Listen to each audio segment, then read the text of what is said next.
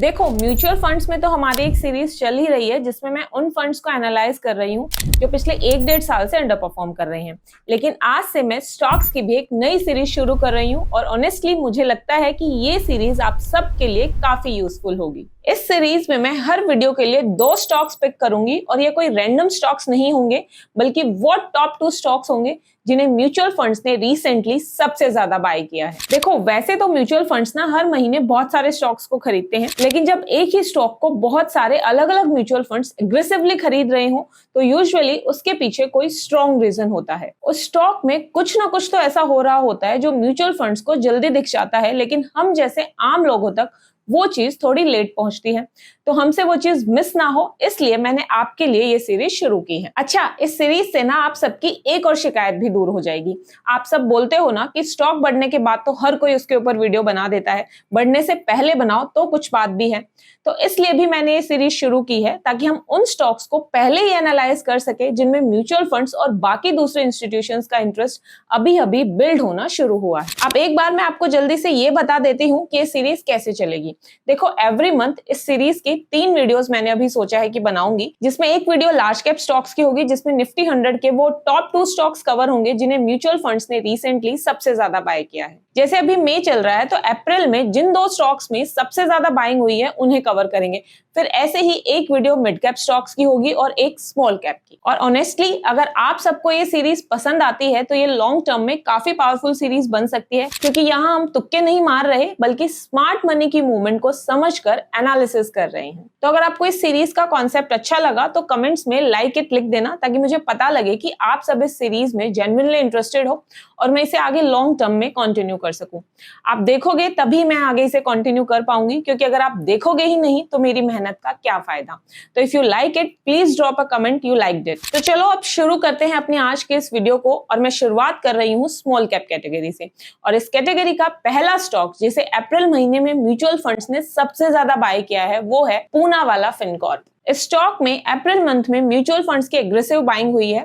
आप इस चार्ट में यहाँ पर देख भी सकते हो कि अप्रैल में जो ब्लू और ग्रीन कलर के बार हैं वो एकदम से ऊपर की तरफ गई हैं।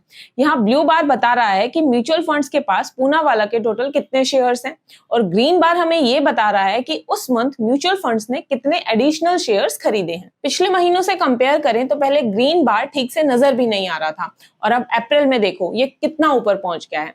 अप्रैल में म्यूचुअल फंड्स ने पूनावाला के 3.5 करोड़ शेयर्स खरीदे हैं, जो पिछले महीनों के कंपैरिजन में 10 गुना से भी ज्यादा है। मतलब क्लियरली इंस्टीट्यूशंस ने स्टॉक में एग्रेसिव बाइंग की है। अब अगर मैं उन म्यूचुअल फंड्स की लिस्ट पे दिखाऊं जिन्होंने इस स्टॉक को खरीदा है, तो Kotak large and mid cap fund और Nippon India small cap fund ने इसके सबसे ज्यादा शेयर्स खरीदे हैं, करीब 80,91,000। इसके बाद Kotak mid cap, Franklin India, Kotak small cap, बंधन फ्लेक्सी कैप जैसे और भी बहुत सारे फंड्स हैं, जैसा कि आप यहाँ पर इस लिस्ट में देख सकते हो। मतलब इस कंपनी में कुछ तो ऐसा हुआ है जो म्यूचुअल फंड्स का इंटरेस्ट इसमें एकदम से बढ़ा है। उसी रीजंस को देखते हैं, लेकिन रीजन जानने से पहले एक बार शॉर्ट में ये बता देती हूँ कि ये कंपनी करती क्या है। तो देखो, पूनावाला फिनकॉर्प एक एनबीएफसी है, यानी कि नॉन बैंकिंग फाइनेंशियल कंपनी है जो कंज्यूमर्स और छोटे बिजनेसेस यानी कि एमएसएमईज को लोन देती है। अब जिन म्यूचुअल फंड्स ने इस कंपनी में अपनी होल्डिंग्स को बढ़ाया है उसके कई सारे रीजंस हैं।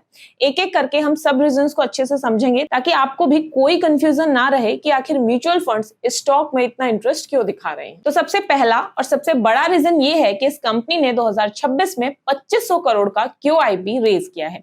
अब यहाँ पर QIP का मतलब है कि क्वालिफाइड इंस्टीट्यूशनल प्लेसमेंट।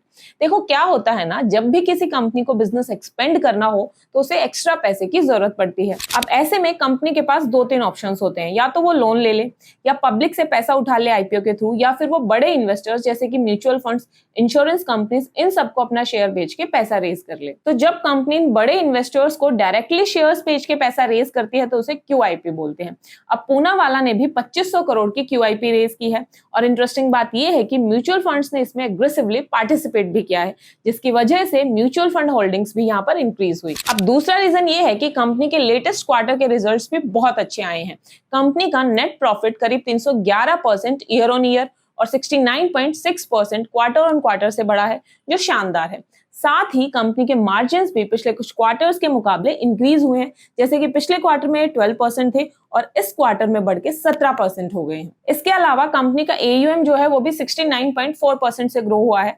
यहाँ AUM का मतलब है कि कंपनी ने मार्केट में टोटल लोन जो दे रखा है उसकी वैल्यू कितनी है। तो ये अमाउंट बढ़कर अब 60,348 करोड़ तक पहुंच गया है। मतलब कंपनी एग्रेसिवली ग्रो कर रही है और साथ ही प्रॉफिट भी बहुत ही तेजी से बढ़ रही है।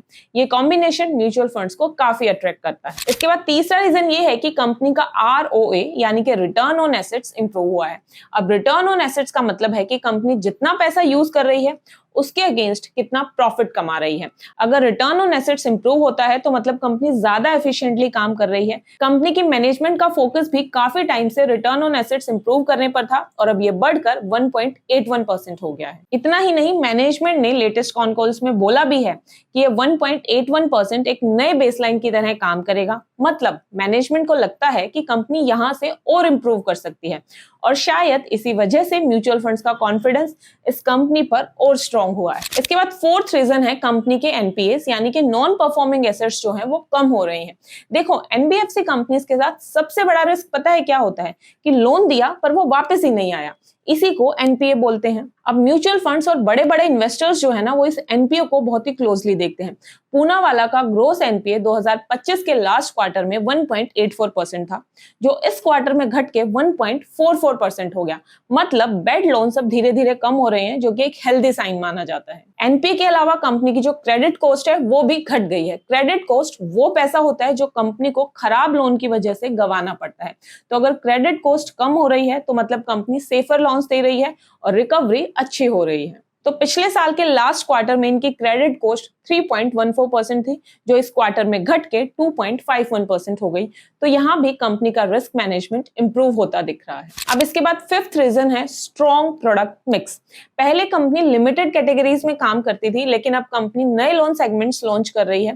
कंपनी ने 6 नए बिजनेसेस लॉन्च किए हैं: prime personal loan, consumer durable loan, gold loan, commercial vehicle loan, education loan और शॉपकीपर लोन। सबसे एनकरेजिंग बात यह है कि इन 6 नए बिजनेसेस ने क्वार्टर 4 में 24% का डिसबर्समेंट ऑलरेडी कर दिया है। मतलब कंपनी ने जो टोटल लोन दिया है उसका 24% इन 6 नए बिजनेसेस ने कंट्रीब्यूट किया है।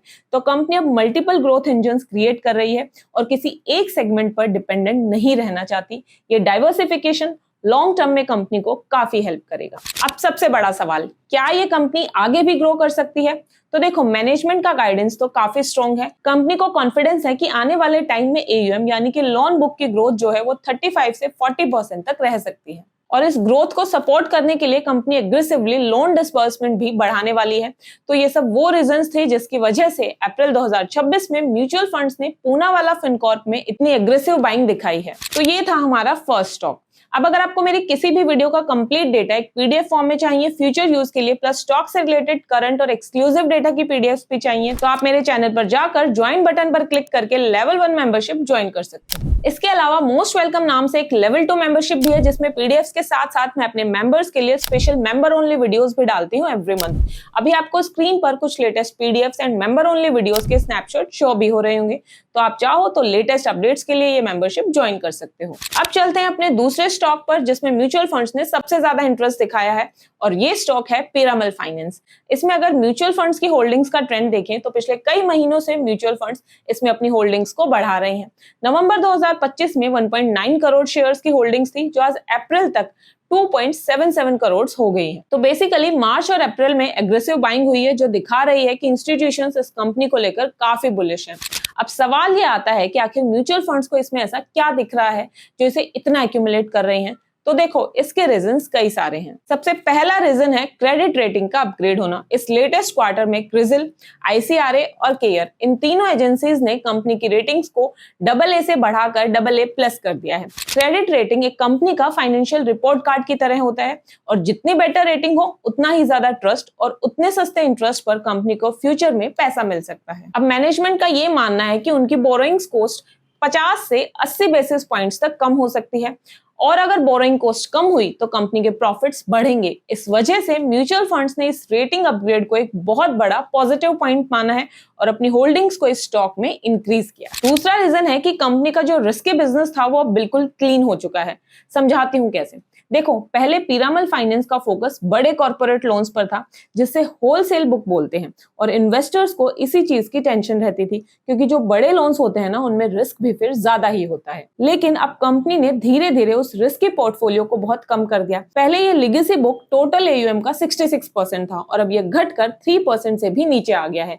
यानी कंपनी ने ऑलमोस्ट अपना पूरा रिस्की बैगेज क्लीन कर दिया। और जब किसी फाइनेंस कंपनी का रिस्क कम होने लगता है ना, तो नेचुरली म्यूचुअल फंड्स का कॉन्फिडेंस भी वहां बढ़ने लगता है। फिर इसके बाद तीसरा रीजन है ग्रोथ इन रिटेल बिजनेस।